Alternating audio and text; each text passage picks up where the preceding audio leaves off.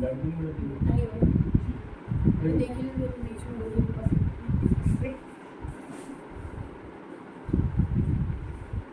अच्छा ये बताओ तुमको साइंस कितने भाग में रहती कौन कौन केमिस्ट्री फिजिक्स और बायोलॉजी हिंदी में इसको रसायन शास्त्र इसको भौतिक विज्ञान और इसको जीव विज्ञान ये तीन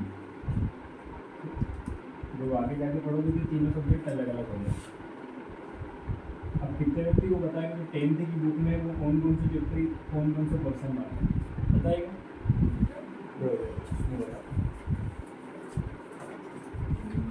कितने चैप्टर देखो तुम्हारे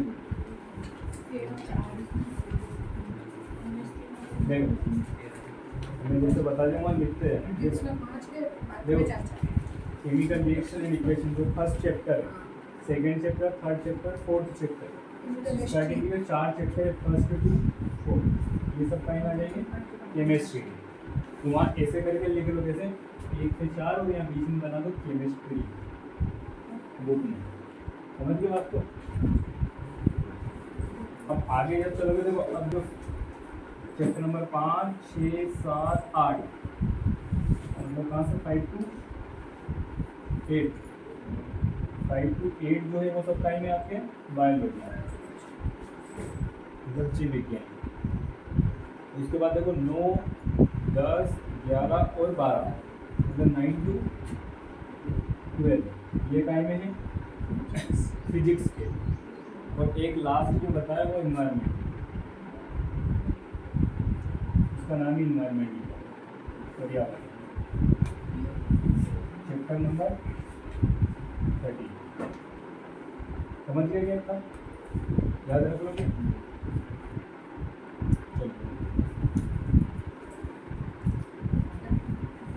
अब देखो इसमें समझना मतलब क्या होता है जब केमिस्ट्री कहाँ यूज होती है किसी बताएगा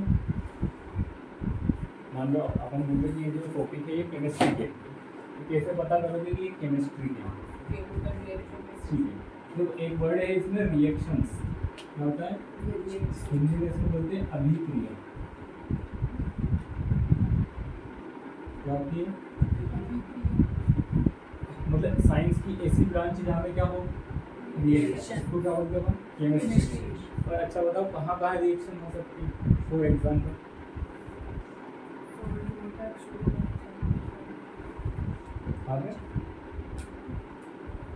बताओ देखो हर जगह रिएक्शन हो कैसे जैसे अपन मान लो घर पे जो भोजन बनाते हो वहाँ पे भी एक रिएक्शन है बनता है तेल चलता है वो ऐसा वैसा पछता है ये सब वो भी एक रिएक्शन उसके अलावा कहाँ रिएक्शन बता सकते हो वेदर हाँ ये भी है उसके बाद ये बोल सकते हो अगर जैसा H2O में कुछ मिलाया क्या मिला तो मान लो लेमन जूस या लेमन पानी जो भी ये मिलाया H2O में नींबू रस छोड़ देंगे H2O में नींबू रस तो ये भी एक प्रकार की रिएक्शन है मतलब सीधी सी बात क्या होती है मालूम रिएक्शन क्या होता है जहाँ पे दो कंपोनेंट मिलते हैं समझिए क्या बात है जहाँ दो कंपोनेंट या दो वस्तुएं जहाँ मिल जाती है वहाँ क्या होता है रिएक्शन होती है वहाँ पूरी केमिस्ट्री चलती है उसको बोलते हैं केमिकल रिएक्शन समझिए।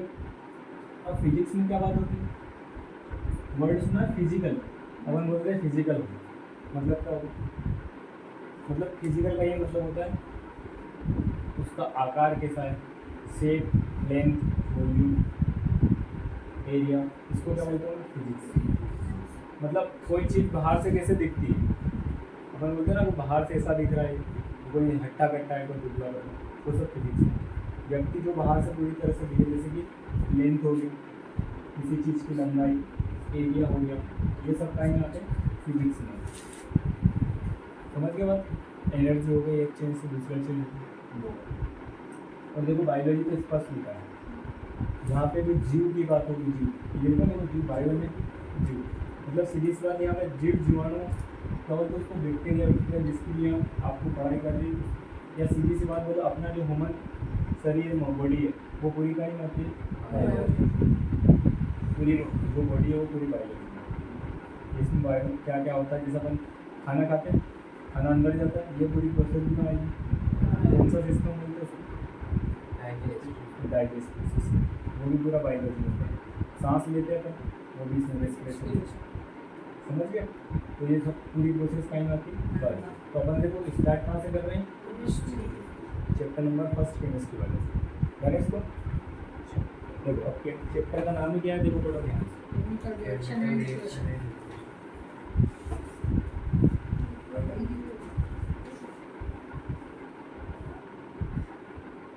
हिंदी वाली भी तो है लेकिन साइंस की हिंदी वाली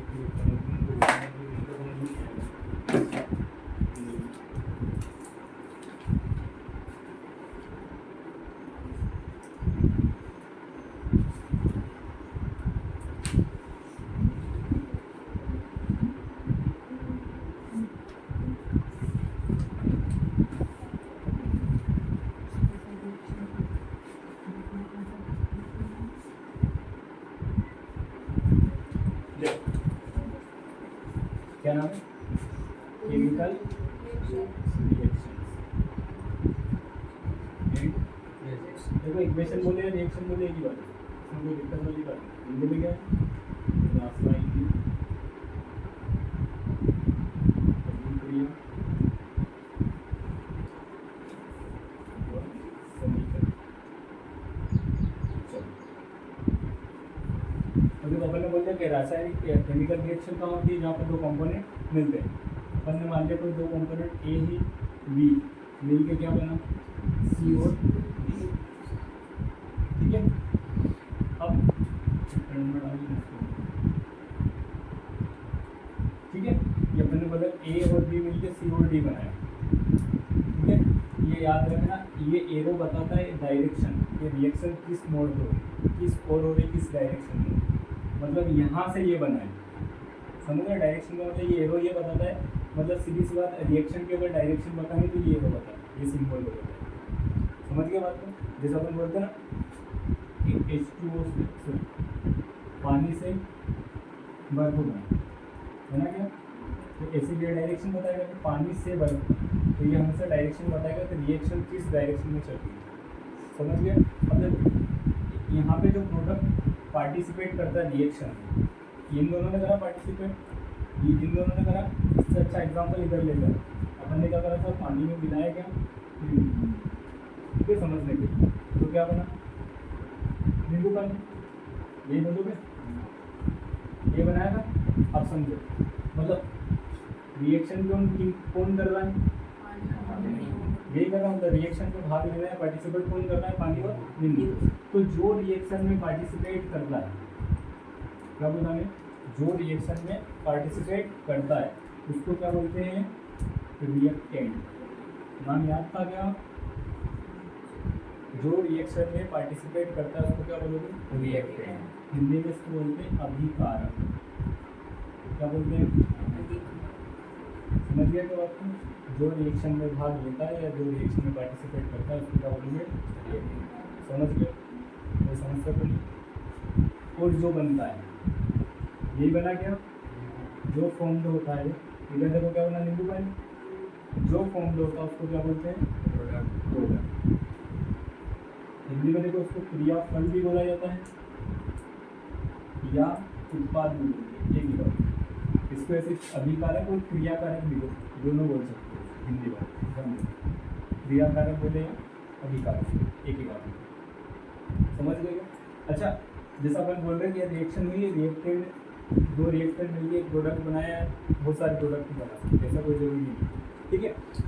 अपने को कैसे पता चलेगा कि कोई केमिकल रिएक्शन हुई है,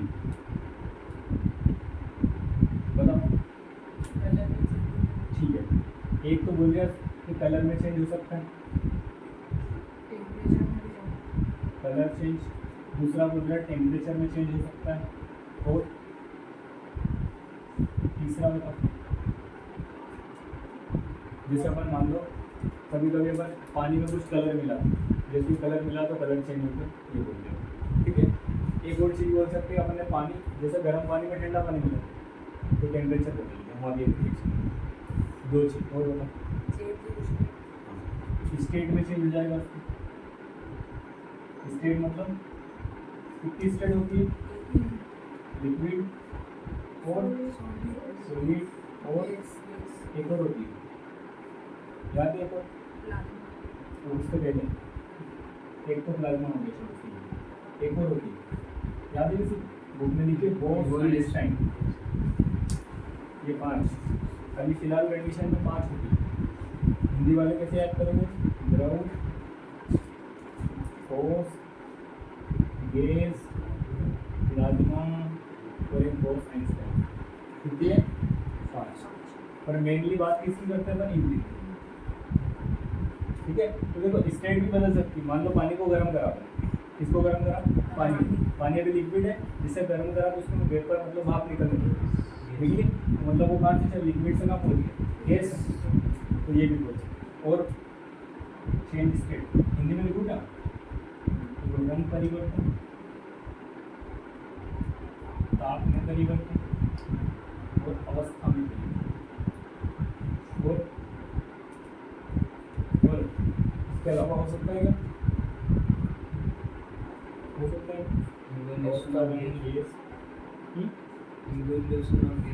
हाँ, इसमें लिख दिया टेम्परेचर में दोनों चीज़ आ जाएगी। अगर टेम्परेचर मान लीजिए पानी गर्म कर रहा है पर टेम्परेचर गया तो गैस समझ गए।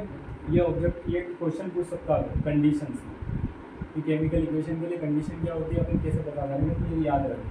चेंज कलर में चेंज आ जाएगा, या फिर टेम्परेचर में चेंज आ जाएगा, या फिर चेंज इन स्टेट। समझ गए बात को, ठीक है ना। जो रिएक्शन में पार्टिसिपेट करते हैं उसको क्या बोलोगे, मतलब अभिक्रिया में भाग लेने वाले को अभिकारक, जो फॉर्म्ड होता है उसको क्या बोलोगे, मतलब जो बनता है उसका नाम क्या है, क्रिया उत्पाद। कर लोगे इतना काम। अब देखो इसमें का एक और कंडीशन है, क्या कंडीशन देती है, इक्वेशन हमेशा बैलेंस्ड हो। समझते हो बैलेंस कैसे, देखो कैसे इक्वेशन हमेशा कैसी होनी चाहिए, अगर बैलेंस्ड इक्वेशन नहीं है तो मान्य नहीं रहेगी। एक बात तो बता, अगर तुम एग्जाम में इक्वेशन पूरी लिख के सही लिख के आए, लेकिन अगर बैलेंस्ड नहीं है तो गलत, ये ध्यान रखो।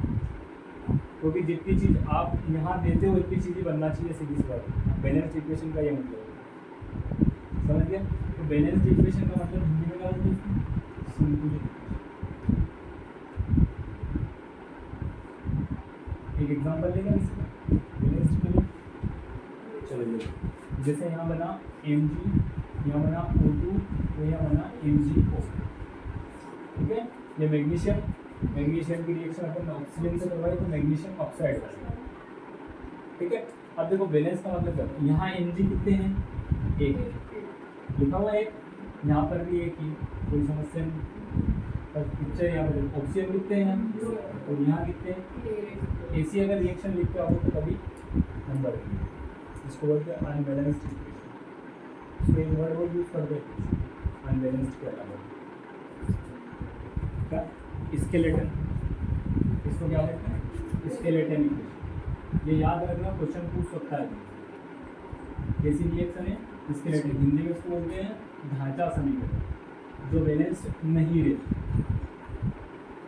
समझ गए, मतलब जो इक्वेशन बैलेंस में रहती है उसको क्या बोलते हैं, स्केलेटन, हिंदी में क्या बोलते हैं, ढांचा समीकरण, याद रखो। अब देखो इसको बैलेंस करने के लिए एक प्रोसेस होती है या एक मेथड होती है, उसको क्या बोलते हैं, याद है किसी को, ऑब्जेक्टिव बनता है। इसी मेथड को बोलते हैं अपन हीट एंड ट्रायल। क्या नाम है, heat and trial method, heat and trial method. क्या नाम है उसका, heat and trial method. Hindi में भी यही बोलते हैं, हीट एंड ट्रायल विधि, ठीक है। मतलब ये है कि अपने मन से सोचो, रखो और ट्रायल करो कि ये हो सकता है। जैसे कैसे, देखो ध्यान से, मान लो यहाँ Mg है कि Mg की कोई समस्या नहीं, और यहाँ पे ऑक्सीजन कितने हैं, 2। यहाँ 2 करने के लिए क्या करना है, यहाँ 2 लगाइए। हाँ, एक चीज़ ध्यान रखना, इधर 2 मत लगाना, ठीक है, वो फिर वैल्यू चेंज हो जाएगी। मतलब यहाँ मैग्नीशियम ऑक्साइड है तो डाइऑक्साइड हो जाएगा, कंपाउंड ही बदल जाएगा। अगर कभी भी बैलेंस करना तो आगे ये ध्यान रखें, जो भी एलिमेंट। देखो अब इससे क्या हुआ, ऑक्सीजन तो 2 हो गए पर Mg भी कितना हो गया, अगर इधर 2 mg है तो यहाँ उठा के 2 लगा देगा। अब हो गया बैलेंस। अब देख कैसे चेक करो, यहाँ 2 mg है, यहाँ 2 है, यहाँ O2 कितने, 2, ऑक्सीजन भी कितने हैं, इसको बोलते हैं बैलेंस्ड इक्वेशन। समझ गए? पक्की बात है, रख लो तो यार।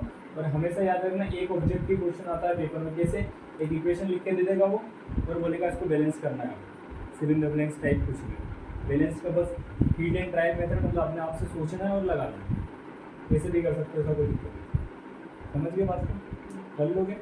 पक्की बात है। तो जल्दी से ये लिख लो पहले, 3 चीज़ ये लिख लो। एक काम करता मैं लिखवा देता हूँ, चलो चैप्टर फर्स्ट डालो और मैं बोलूँ वो लिखो।